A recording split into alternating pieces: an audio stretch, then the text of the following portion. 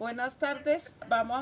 Pasamos a la oración, poner en manos del Señor la charla. Póngansela ustedes también, que no solamente sea yo orando, sino ustedes también, porque la idea es que con esta charla quedemos ministrados todos, ¿listo? Entonces ustedes, mientras yo oro, ustedes le van pidiendo también al Señor que les hable también, o sea, a través mío. De pronto no me oye a mí, está ocupado, pero a ustedes sí. Bueno, Padre amado, venimos delante de ti, Señor, rogarte que hoy nos hables a través de tu palabra, Señor. Que sea una palabra con claridad, que sea contundente y con el poder del Espíritu Santo, que es lo más importante. Señor, y que podamos salir de aquí transformados con el poder de tu palabra y tu presencia. Toca las vidas de cada uno de los que estamos acá, Señor, y los que están viendo también, porque como estamos en YouTube, toca pedirlo por los de YouTube. Que podamos salir transformados, Señor, con este mensaje. Te lo pido en el nombre de Jesús. Amén, amén y amén.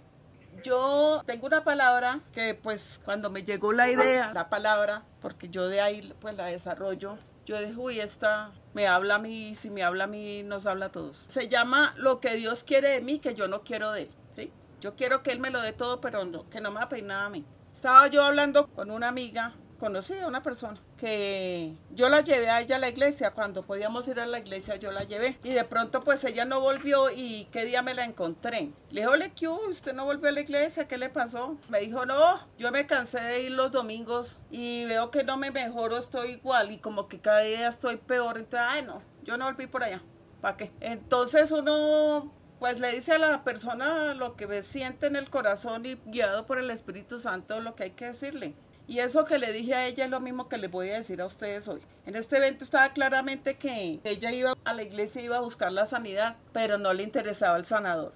Para nada, no lo quería conocer. O sea, ella quería el milagro, pero yo creo que ni le interesaba quién lo hacía. Es como cuando va uno al hermano Gregorio y todo eso. Así estaba buscando ella al Señor, y así no solamente a ella, a mí también. O sea, cuando yo empecé, yo iba en busca de lo que Dios podía hacer por mí, pero nunca le dije, haga de mí lo que usted quiera.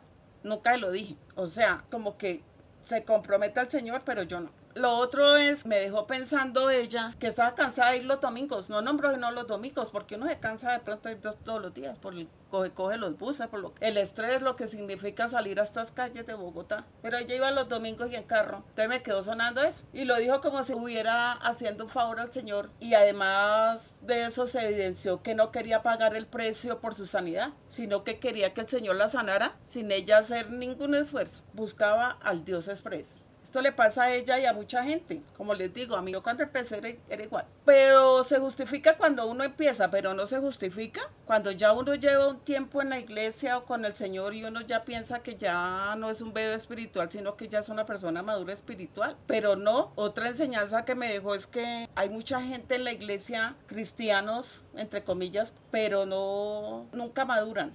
Eso es como la parábola de la semilla que se las voy a leer ahora. Y así, o sea, esta persona me enseñó mucho, me puso a analizar y yo dije, bueno, pues así fuimos, pero la idea es que no nos quedemos en un solo punto, sino que avancemos. Pues por eso el Señor dice, clama a mí y yo te responderé y te enseñaré cosas grandes que tú no conoces. De eso se trata, de buscarlo todos los días para que el Señor le enseñe a uno cada día más. Y mire que uno lo busca, lee la palabra, alaba, uno cada día sabe un poquito más, o es menos ignorante en el evangelio. Lo más claro es que queremos el milagro, pero sin pasar por el proceso para alcanzar el milagro. Y esto me llevó al pasaje Mateo 16, 21 al 24, los que tienen la dicha de tener la Biblia o los que ya leyeron para que sepan de qué se trata. La palabra aquí está muy clarita, muy clarita. Yo lo que voy a hacer es tratar de explicarla de una manera, porque uno lee la palabra y no la entiende, pero si otro viene y se la explica, y más si uno le ha pedido al Espíritu Santo que dé la revelación, entiende más. Mateo 16, 21 al 24, pónganle cuidado, a mí esta palabra me pareció tan contundente como para la fe, como para tocarlo a uno, como para sacudirlo, oiga, despierte, porque es que uno se duerme. Entonces dice, desde entonces comenzó Jesús a advertir a sus discípulos que tenía que ir a Jerusalén y sufrir muchas cosas a mano de los ancianos, de los jefes de los sacerdotes y de los maestros de la ley, y que era necesario que lo mataran y que al tercer día resucitara. En el versículo 22 dice, Pedro le llevó aparte y comenzó a reprenderlo. De ninguna manera, Señor, esto no te sucederá jamás, a ti no. Y Jesús se volvió y le dijo, aléjate de mí, Satanás, ¿quieres hacerme tropezar? No piensas en las cosas de Dios, sino en la de los hombres. Luego dijo Jesús a sus discípulos, si alguien quiere ser mi discípulo, si alguien me quiere seguir, niéguese a sí mismo, tome su cruz y sígame. Está bravo. Como quien dice, porque Pedro le dijo, no señor, usted no vaya por allá, usted no vaya, porque allá usted sabe lo que le espera y no el sufrimiento, no señor. O sea, las intenciones de Pedro no fueron malas, sino que como era tan emotivo, entonces el Señor le dio rabia que Pedro quisiera entorpecer lo que ya estaba escrito, lo que él tenía que pasar, porque él sabía que lo tenía que pasar, que no quería pasarlo, porque pues estaba en su naturaleza humana, sentía miedo, sentía dolor, entonces no quería pasar por eso. Entonces el Señor le dijo a Pedro, mijo, si usted me quiere seguir y los que quieran, si me quieren seguir, yo no obligo a nadie. Pero eso sí, el que decida seguirme tiene que dejar tanta bobaita, pensando que les va a ser fácil, porque no es así. Es más, tienen que tomar su propia cruz y yo veo cómo se comporten, se les ayuda a llevar. Si les parece bien, así bien, sigan. O sea, él les puso la condición, ya sabían que no iba a ser fácil, no les pintó el panorama bonito, no les pintó el paraíso, les dijo la realidad como es, lo que es la vida en este mundo, lo que es la vida. No les va a tocar fácil, pero si usted quiere que yo sea su Dios, sigan, a pesar de. Entonces les dijo, tomen su cruz. Fíjense que no les dijo déjenla, les dijo tomen su cruz, no se las puso fácil. Como quien dice, si yo la voy a cargar, ustedes ¿por qué no? Es necesario pasar por ese procesito si quiere llegar a donde está mi Padre, les dijo. Esa es la condición que Él me pone, cargar la cruz y además de eso derramar toda mi sangre y morir. Esa era, ahí está hablando Jesús diciéndole que el Padre le había puesto esa condición. Para llegar a Él tenía que derramar toda su sangre, además de todo lo que padeció. Entonces, como quien dice, hagan ustedes algo, no me toca a mí y ustedes no quieren hacer nada. Eso fue lo que les dijo. Es decir, si quieren seguirme para llegar a mi Padre, tienen que renunciar a muchas cosas, empezando por dejar a un lado su vieja manera de vivir, o a la que vienen acostumbrados, la que está presente, vienen acostumbrados. ¿A qué manera de vivir se refiere? Se refiere a nuestra manera de vivir egoísta, de querer vivir la vida a nuestro acomodo y no al acomodo de Dios. Luego dice, tome su cruz y sígame. Vamos a interpretar qué es tomar la cruz. Tomar la cruz es aceptar que la vida no es una rosa, que tiene sus espinas. Ella es bonita, pero viene con sus espinas. Ahora, ¿qué era la cruz para Cristo? La cruz para Cristo es muerte. Su muerte, Él estaba cargando el sitio donde era humillado, donde cargaría su dolor, donde moriría. Cuando Jesús dijo que tomáramos la cruz, nuestra cruz, lo que está diciendo es, mire, si quiere seguirme, debe cargar una cruz de muerte. ¿A cuál muerte se refiere? Pues a la muerte del yo, a la muerte de mi vida egoísta, a la muerte de querer controlarlo todo, a la muerte de ser caprichoso, por nombrar algunas, porque nos toca morir a muchas cosas. O sea, es más lo malo que tenemos que lo bueno. Entonces imagínense a todo lo que toca morir. Por eso el Señor no quería cargar esa cruz, él, imagínense, tenía miedo. Por eso el Padre le tuvo que enviar a 2 ángeles para que le fortaleciera, porque Jesús estaba angustiado. Entonces el Señor, en vez de decir como dijo Pedro, ay Señor, no sé qué, él bajó su cabeza y le dijo, Señor, pues si quiere pase de mí esta copa, que yo no la tenga que pasar, pero pues si se tiene que hacer, que se haga tu voluntad y no la mía, le dijo. Eso es lo que deberíamos decir nosotros cuando estamos pasando por momentos difíciles, pero es lo que menos decimos. Rendir totalmente la voluntad a Él, permitirle a Él que Él tome el control de nuestra vida. Decirle, Señor, decido hoy, así como tú lo decidiste, morir a mi voluntad. En esta parábola nos enseñan que para seguir a Dios tenemos que negarnos a nosotros mismos. Y para negarnos a nosotros mismos tenemos que morir primero que todo al yo. Y nos ponemos a analizar por qué nos comportamos de la manera que nos comportamos. Porque el yo no domina, porque el yo está entronado en nosotros. O sea, el orgullo. El orgullo y yo somos uno solo. Usted sabe que mejor dicho, es muy poca la persona pues que realmente sea humilde, o es humilde somos humildes con unas personas y con otros somos altaneros. Entonces, yo cuando veo a un cristiano orgulloso pienso, si esto es ser cristiano, no quiero ser cristiano. Porque es que para mí ese fue el pecado que hizo a Satanás. Él era un ángel y por el orgullo fue que cayó. Entonces imagínense que si uno tiene en uno el orgullo, ¿a quién tiene? Y de esos cristianos hay hartos. La verdad, damos mal testimonio de lo que es el evangelio. Porque si alguien murió a su yo cuando fue a la cruz, fue Jesús. Y Él era el Hijo de Dios. ¿Por qué nos enojamos fácilmente? Porque alguien se ha metido con el yo nuestro. ¿Por qué mentimos? Porque pensamos que al mentir tenemos la ventaja para el yo, buscando ventaja toda hora. ¿Por qué somos deshonestos? Porque el yo no quiere perder. ¿Por qué sentimos envidia o celo por el éxito de otro? Porque eso nos pasa. A mí me pasa. Y cuando yo veo, uy, que Dios, pero ¿qué me está pasando? ¿Cómo así que envidia? Si yo tengo a mi Señor y Él me puede dar lo que esa persona tiene y me da más. ¿Qué no le pido yo a Él que Él no me dé? Mejor dicho, lo que uno no tiene es porque no se lo pide al Señor. Entonces hay que morir a eso. Pero eso se lo pide uno al Señor, uno se lo pide al Señor y se le quita, uno dice, no, pues yo tengo un Dios más grande, ella tiene eso, pero yo tengo a Dios. Entonces hay que morir a todo eso para llegar al Padre. Cuando el yo está entronado, buscamos lo de nosotros mismos, estamos absorbidos por nosotros mismos, nos exaltamos a nosotros mismos, o sea, buscamos lo nuestro y no lo de Cristo, solo busco el yo. La voluntad de Dios no nos interesa, todo el yo está arraigado en orgullo, o sea que uno es su mismo Dios. Usted no puede desconectar el yo del orgullo. Es difícil. En Isaías 14:14 dice, subiré sobre las alturas de las nubes y me haré semejante al Altísimo. Ahí estaba hablando Satanás. Subiré sobre las alturas de las nubes y me haré semejante al Altísimo. Nada más y nada menos. Se creció mucho, él era hermoso, entonces ya se creyó de buenas que él iba a ser semejante al Señor. Entonces vamos a ver los 5 yo de Satanás. Mire todo el orgullo de Satanás, decía, yo ascenderé a él, yo me exaltaré, voy a ascender por encima de las estrellas, yo me sentaré en el monte del testimonio, yo seré como el Altísimo. Los 5 yo de Satanás dentro del egoísmo, está metido el yo. Esto le costó perder la gracia de Dios, el orgullo de la personalidad de Satanás. Una persona egoísta es orgullosa, el orgullo nunca se arrepiente, el orgullo nunca dice lo siento, porque el orgullo está centrado en el yo. Uno ve a un orgulloso y ve a todito Satanás, nada de Cristo. Será por eso que uno siente como aversión. El evangelio, por el mensaje extremo de la gracia, pensamos que no tenemos que pedir perdón porque por gracia ya fuimos perdonados. Ni siquiera le pedimos perdón a Dios porque ya como sabemos que por gracia nosotros ya fuimos perdonados. Entonces nos olvida todos los días cuando doblamos rodilla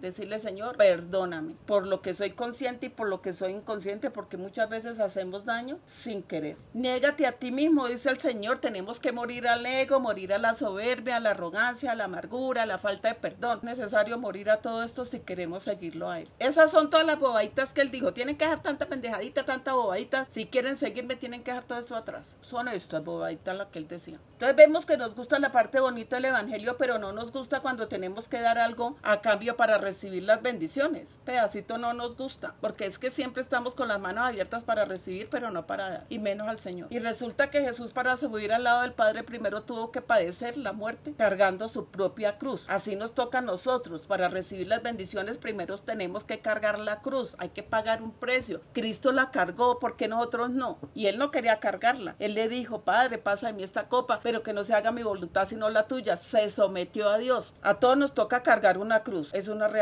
Dios le dijo a Jesús que tenía que cargar la cruz, a nosotros también nos dice lo mismo. En ese pasaje cuando nos dice, si quiere venir a pos de mí, si quiere seguirme, deje la bobada, tome su cruz y camine a ver. Lo veo. A Pablo, que llevaba su evangelio, no le quitó el problema que tenía en los ojos, o sea, el aguijón de la carne, no se lo quitó, y Pablo le dijo, y Jesús no se lo quitó, y llevaba el evangelio. Claro que él antes de eso hizo otras cosas, pero no por eso. Mire a quién le dio el Señor para que llevarla la palabra. Él sabe qué cruz nos pone a cargar para cumplir los propósitos que Él tiene para nuestras vidas. Es necesario pasar por momentos que no queremos, pero nos toca, porque el Padre sabe lo que hace con sus hijos. ¿Quién quiere estar enfermo? ¿Quién quiere estar arruinado? ¿Quién quiere estar preocupado? Nadie. Pero esa es como la situación constante. A nosotros, si no nos preocupa una cosa, nos preocupa otra. Es necesario pasar por momentos que no queremos, así no queramos. Es más, es que ni siquiera le preguntan a uno, ¿usted quiere o no quiere? No, le tocó. Él sabe lo que tenemos que padecer primero para obtener la bendición. En el evangelio vimos todas las promesas bonitas de Dios y eso nos levanta la fe, y por esas bendiciones buscamos a Dios. Usamos a Dios para nuestros propósitos y no hacemos de Dios un propósito. ¿Qué dice el primer mandamiento? Amar a Dios sobre todas las cosas. ¿Por qué era el primero? Para mí es el más importante. De ahí parte todo. Amar a Dios por sobre todas las cosas, esa es la meta, Dios. pero tenemos un concepto errado del propósito del evangelio. Perseguimos las bendiciones de Dios, pero no perseguimos al Dios de las bendiciones. A menudo nos encontramos con cristianos que se sienten defraudados por Dios. Los vemos amargados porque les tocó una vida que ellos no querían, o están viviendo situaciones que no quieren vivir, decepcionados porque alguien les falló, porque el negocio fracasó, o porque el matrimonio no funcionó, o por la muerte de un ser querido, o la enfermedad de un ser querido. Entonces, como se sienten defraudados, han dejado la fe, se han alejado de Dios. ¿Qué quiere decir? Que todo lo que esperaban de Dios quedó arruinado. Ese no era el que tenían que buscar. Según ellos, ese no les servía. Ese no era, según ellos. Todos tenemos anhelos, sueños y esperamos que Dios nos ayude a conseguirlos, normal. Y es normal que queramos muchas cosas para ser felices en esta tierra, ¿no? Pero el problema es que compramos un evangelio donde Dios nos dice que Dios nos va a dar todo lo que pedimos, pero no compramos el proceso que hay que pasar para obtener ese deseo. No hay bendición sin condición. Hay que cargar la cruz primero. Antes de ser sanado, tengo que pasar primero por un proceso. Ir al médico, tomarme los exámenes, hacer las filas, someterse al tratamiento. No hay nada más harto que estar enfermo, porque fuera que uno fuera al médico y le dijera de una vez qué es lo que tiene que tomar, pero no, lo manda uno un poco de exámenes. Entonces hay que cargar la cruz primero, y así es para todo. Antes de ser sanado tengo que pasar primero por un proceso, lo que ya les conté, toda esa parafernalia, y así para todo. Nos han dicho que Dios nos va a dar todo lo que deseamos con un mensaje así. ¿Quién nos entrega a Cristo? ¿Me va a dar la casa que yo quiero? Sí. ¿Me va a dar la familia que yo quiero? Sí. Ante todo, la gente sigue a Cristo por un evangelio que sí es, pero no es tan fácil como lo vendemos o como lo hacemos ver. Hay que cargar la cruz. Por eso es que vemos personas decepcionadas de Dios, porque no se les ha vendido el evangelio como es. O a mí me pasa, yo hablo de las cosas bonitas, pero de lo feo yo no hablo. Y usamos ese evangelio bonito para ganar personas a Cristo. O sea, la intención no es mala, lo que es malo es el método que estamos utilizando. De eso, pues, la gente sigue a Cristo, y cuando ve que no se le da, hasta luego, nos vamos para donde un Buda, a sobarle la barriguita al Buda. En Jeremías 29:11 dice, esta es una promesa de las que nosotros tanto hablamos. Yo sé los planes que tengo para ustedes, afirma el Señor, planes de bienestar, no de calamidad, a fin de darles el futuro que espera. Imagínense, planes de bienestar, de prosperidad, nada malo, a usted no le va a pasar nada malo, a fin de darles el futuro que esperan. O sea, lo que ustedes están esperando yo los doy, pero eso tiene un contexto, tiene una condición, y esa condición nosotros no la leemos. O yo, a mí me pasa eso porque mi hermana sí es más cruda, ella sí les dice lo que, y yo le digo, ¿y usted cómo les pudo decir que si su hijo no obedece, que se muere y que no sé qué? Yo no soy capaz de decir eso, no soy capaz, yo digo lo bonito. Pero cuando me encontré con mi amiga, yo dije, eso pasa porque se está dando el mensaje mal. Entonces imagine una persona que oiga que lo van a prosperar y que no le va a pasar nada malo y que todo bien. Pues claro, está pasando por una angustia, le dan esta palabra, entonces dice, sí, yo quiero eso porque yo tengo planes también y el Señor me va a cumplir esos planes, me los va a conceder, yo me vuelvo cristiano. Y nosotros le decimos, sí, Él te va a dar todos esos planes, todo lo que quieres, sí, el Señor da todo eso, todo sí.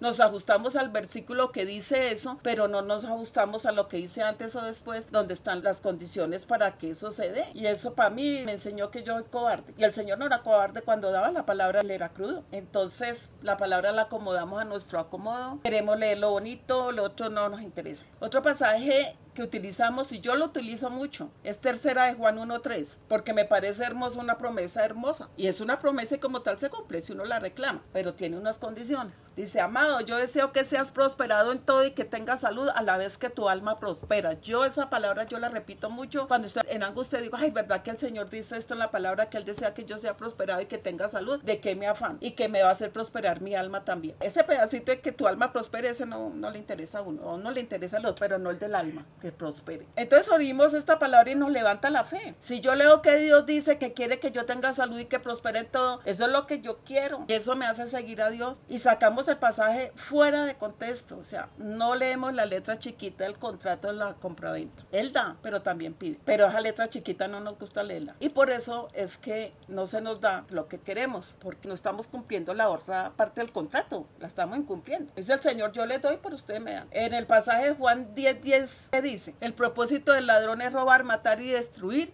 y mi propósito es darles una vida plena y abundante. Claro, entonces uno dice, uy, no, entonces si el propósito de Dios entonces es darnos una vida plena y abundante, venga, yo me voy para acá. Porque él dice, el propósito del ladrón es robar, matar y destruir, y mi propósito es darle una vida plena y abundante. Conmigo consiguen eso. Yo no les voy a robar, no les voy a matar, no les voy a destruir, es verdad, pero además de eso dice, les daré prosperidad. Y el corazón se nos levanta de fe, de paz, de felicidad. A mí me pasa cuando leo todas estas promesas, ¿quién no? Cuando nos dicen, te daré vida plena y abundante, enseguida vuela la imaginación para soñar con esa vida plena y abundante. Yo me imagino por allá al pie del mar. Lo que más sueño es vivir al pie del mar y que me estén atendiendo toda esa vida. Yo la sueño. Yo me imagino. Y yo lo puedo hacer. Con Dios yo lo puedo hacer. Él me lo puede dar. Si yo se lo pido, Él me lo da. Pero también tengo que responder a la otra parte del contrato. Entonces se vende en el evangelio que diezme para que prosperen, lo dicen en Malaquías, que prueben en esto al Señor y que serás prosperado. Si usted diezma, usted será prosperado. La gente da buscando esa prosperidad que para muchos nunca llega, y no porque esté mal el pasaje, es porque se está leyendo fuera del contexto el pasaje. Otro pasaje que se vende mucho es que vamos a hacer cabeza y no cola. Yo lo utilizo mucho y lo declaro continuamente: para mí, para mis hijos serán cabeza y no cola, serán prosperados, serán exaltados. Yo eso lo declaro. Son pasajes que sí, el Señor lo promete, pero no leemos lo que hay que hacer para llegar a ser cabeza y no cola. Nunca mencionamos pasajes como lo que dice en 1 Corintios 4:13, dice, donde Pablo dice, hemos venido a ser hasta ahora como la escoria del mundo, el desecho de todos. Eso no lo mencionamos, lo metemos debajo de la alfombra, que nadie se dé cuenta, porque ese evangelio no vende. Si decimos entrégate a Cristo, que vas a ser la escoria del mundo, pues nadie quiere eso. Vemos a los grandes predicadores con aviones privados, tremendos carros, tremendas casas, y nos venden la idea de que si seguimos a Cristo vamos a tener todo eso también. Ese es el evangelio de la prosperidad. Si se le dice que Dios va a dar todo eso, pues compran ese mensaje. Y en el evangelio real llegaban los apóstoles predicando con la palabra y decían, oro y plata no tengo, pero lo que tengo te doy, y otorgaban la sanidad sin necesidad de mostrar todo eso ostentoso que muestran ahorita. Se presenta al pastor con alfombra roja, o si no, miren la iglesia del Vaticano, lujosísima, y los papas con oro y los pastores con zapatos de no sé cuánto valor, y lo mismo el papa, solo que este papa que está acá es humilde. Él renunció a todo eso, pero pues eso es lo que hemos visto, ¿no? Lo que nos han vendido. Y resulta que la Biblia menciona que Dios escogió lo vil y menospreciado del mundo. Mire, fue y escogió a Pablo, que era el que mataba a Cristiano. Y mire qué hizo de Pablo. Se presume con los edificios de culto grandes, ostentosos, pantallas de lujo, lo último en sonido, la alfombra por donde pasa el pastor, aire acondicionado y toda la cosa, y se transmite el mensaje de que esto es lo que Dios quiere darte. También se transmite el mensaje que Dios quiere que disfrutes la vida y que la vivas al máximo. Y eso para una persona con una mente carnal que no ha sido renovada es la locura, que eso es lo que Él quiere. Y el mensaje que la Biblia enseña es que invierte tu vida, que la desgastes por el Rey. Ese es el mensaje. Y lo que transmitimos es que la voluntad de Dios es que seas prosperado económicamente. Y sí, Dios lo dice, pero hay que pagar un precio. Ya ahí cambia la cosa, ya ahí no nos gusta ese pedacito, queremos coger los atajos para llegar más rápido a la prosperidad. No nos gustan los procesos y menos si voy a sufrir. A nadie, pues eso sí, lógico. Mire, Pedro en su mente carnal dijo el Señor, no, que eso no te acontezca, porque él estaba en su mente carnal. El Señor también, el Señor quería que le pasara, pero a él le tocaba obedecer. Nos asusta sufrir, a quien no, pero la palabra lo dice claro, tome la cruz y camine a ver, camine, lo veo, eso fue lo que les dijo Jesús a ellos. El mensaje real debe ser que no podemos prometer que va a ser rico si no cumple con las condiciones. Usando bien la palabra en contexto, no se puede prometer eso porque hay unas condiciones. Y de esas tenemos que hablar. También transmitimos que Dios quiere darle lujos, una vida holgada, que Dios quiere hacerlo famoso, que es lo que los muchachos de ahora buscan en las redes, ser reconocidos. Transmitimos el mensaje de que Dios quiere darle los placeres temporales de este mundo. Cuando la Biblia dice eso, también dice cómo lo va a conseguir, pero eso no lo enseñamos, lo escondemos con la escobita debajo del tapete, debajo de la cama. En Santiago 4:3 dice, cuando piden algo no lo reciben porque piden con malas intenciones, pero para gastarlas en sus propios placeres. Y dice, hay gente adúltera, no saben que la amistad con el mundo es enemistad con Dios. Todo el que quiera ser amigo del mundo se declara enemigo de Dios, y con este mensaje se atrae a un tipo de personas. Este mensaje vende, claro que vende, si no lo leemos completo como es, lo acomodamos a la mejor interpretación. Oigan, Dios les les va a dar la mejor vida ahorita. El sueño que tienen, el Señor se los va a dar. ¿Quién nos entrega a Cristo con ese mensaje? Cualquiera. ¿Dónde le firmo? ¿Qué tengo que hacer? ¿Dónde diezmo? Y todo por la motivación de recibir ese sueño, ese deseo, ese placer que tanto uno desea. Lo que hacemos con este tipo de mensajes es atraer a gente carnal, gente egoísta que busca usar la fe para conseguir sus ambiciones egoístas. Con este tipo de mensajes la gente no necesita arrepentirse de nada y nos entregamos a Cristo con un deseo carnal y egoísta. Gente no regenerada, no arrepentida, gente que busca conseguir una mejor vida a costa de lo que sea. Llevar a la gente al engaño de la bendición puede llevarlo a subastar lo que Dios quiere realmente de nosotros, y por consiguiente de la forma en que se vende el evangelio la gente se decepciona pues por no recibir lo que esperaba, porque no se quiere cargar la cruz. Y es normal, en nuestra naturaleza carnal es normal, pero vamos en el proceso de que eso no sea normal. En el caso de Demas, que era un colaborador de Pablo, en Timoteo 4:2 al 10 dice, Timoteo 4:2 al 10. Demas me abandonó porque ama las cosas de esta vida y se fue a Tesalónica. Es eso nada más. Demas me abandonó porque ama las cosas de esta vida y se fue a Tesalónica. Más claro, miren esto. Pero a Pablo lo vemos que era sacrificio completo. Se la pasaba pasando muchas necesidades, hambre. En muchos días no comía, en peligro, en la cárcel, sin dónde quedarse a dormir. O sea, ese las padeció todas. Ese dijo. Demas dijo, no, esto no es conmigo. Chao, se fue, como la persona que les comento. Y mencionamos las victorias y triunfos de cada uno de los apóstoles, pero no mencionamos el proceso que tuvieron que pasar para obtener esas victorias. Hay una historia que es real, de una cantante. Ella venía de una familia de papá de pastores y resulta que ella quería ser cantante y de pronto no volvió a la iglesia. Y esta niña, cuando nos dimos cuenta y dicho por ella misma, le vendió el alma al diablo. Entonces decimos, ¿por qué dejó la fe? Porque ella lo que estaba buscando era el milagro, no, el evangelio no le interesaba, Dios no le interesaba. Entonces se fue para donde sí la podía hacer famosa, a costa de nada, pero él después pasa la factura. Ella misma dijo que ella le había vendido el alma al diablo. Y este es el riesgo que se puede correr cuando se venden este tipo de mensajes fuera de contexto. También puede suceder que se conviertan infructuosos porque Dios les pide que hagan ciertas cosas para que produzca cierto fruto y ellos no lo hacen porque están enfocados en conseguir su sueño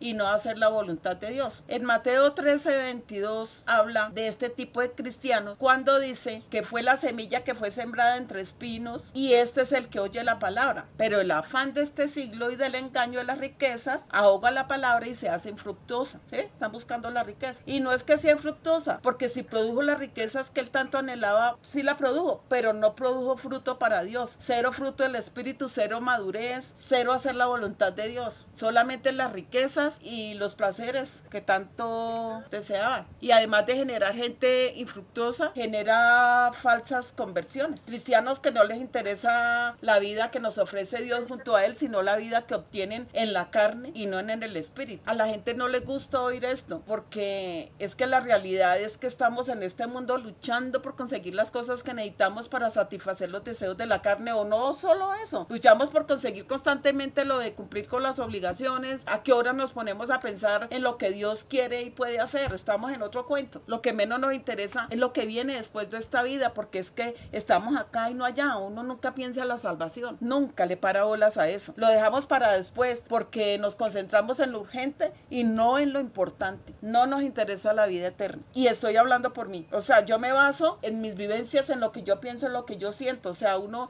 está en otro cuento, está en los afanes de la vida, solucionando lo urgente, y lo que es importante no le paramos bolas, no pensamos en él. Es más, uno ni siquiera piensa en la muerte. A mí no me gusta pensar en la muerte, pero yo a través de que he conocido las cosas con Dios, le he ido perdiendo el miedo a la muerte, porque ahorita uno entiende que cuando uno muere, ahí sí, como dicen, pasó a mejor vida, y sí es que uno pasa a mejor vida. Entonces no, lo que le da miedo es irse y dejar a su gente desamparada. Ese es el miedo realmente, porque pues de morir nos tenemos que morir todos, pero uno le pide al Señor que cuando ya uno haya cumplido la misión, ¿no? Y que se haga su voluntad, porque una cosa es que uno... Pero mire que, bueno, les iba a contar una cosa, pero no, ya. Pues que uno, lo que uno dice se cumple. Mi papá, después de que se murió mi mamá, pues ya como que no le vio sentido a la vida, ya pues ya estaba solo, porque ya nosotros estábamos grandes, cada uno con su vida. Pues él quedó solo, y entonces ya él dijo, yo vivo 2 años más y me voy. Entonces mi hermana le dijo, pero es que usted no puede decir eso, papá, porque usted, el que decide eso es Dios. Dijo, no, mija, yo vivo 2 años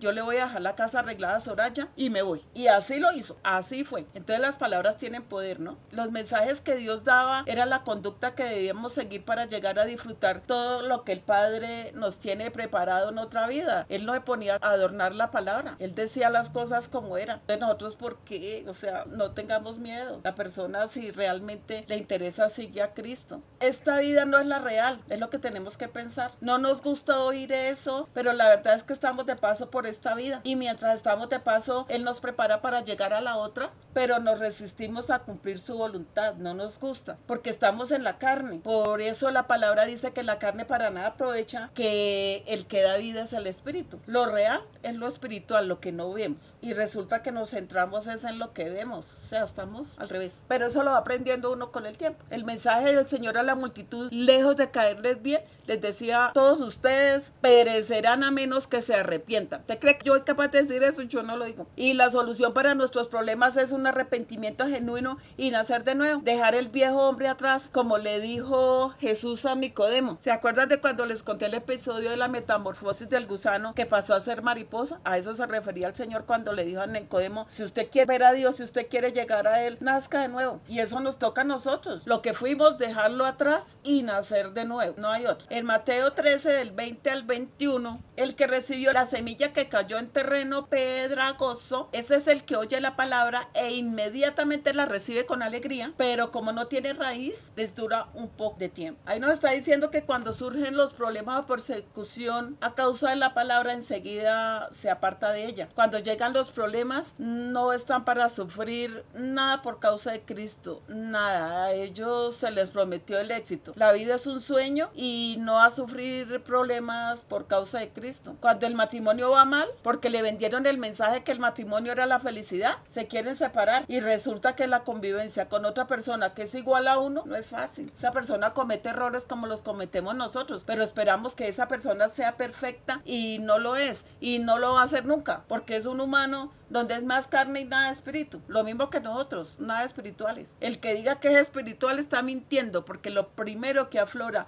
en nosotros es el orgullo. Pero nos venden en las telenovelas otra cosa. Queremos vivir las mieles del amor, pero no queremos vivir las hieles del amor. No nos gusta sufrir. Lo que no nos agrada lo apartamos. Chao. Por eso es que ahorita hay tantos divorcios. Por eso. Claro que hay cosas que se pueden tolerar y hay otras que por más espiritual que uno quiera hacer, no. Es muy difícil. Y nos resentimos con Dios porque no nos dio la pareja que queríamos y resulta que fuimos nosotros los que la escogimos, porque en ningún momento le consultamos a Él si esa era la pareja para compartir la vida, y si lo buscamos cuando nos damos cuenta que esa no era. La vida no es un lechado de rosas. La palabra lo dice claro: en el mundo tendréis aflicción de cualquier índole, pero nadie nos dijo eso, no nos lo advirtieron. No hubo una mamá o un papá que nos dijera: mire, mijo, la vida es así, así, así. Yo creo que no nos lo decían porque tampoco lo entendían. Mi pueblo se perdió por falta de conocimiento, dice la palabra, y es muy cierto. Pero ya con este buscar de Dios y este caminar con Él, vamos entendiendo muchas cosas, y eso nos lo revela el Espíritu.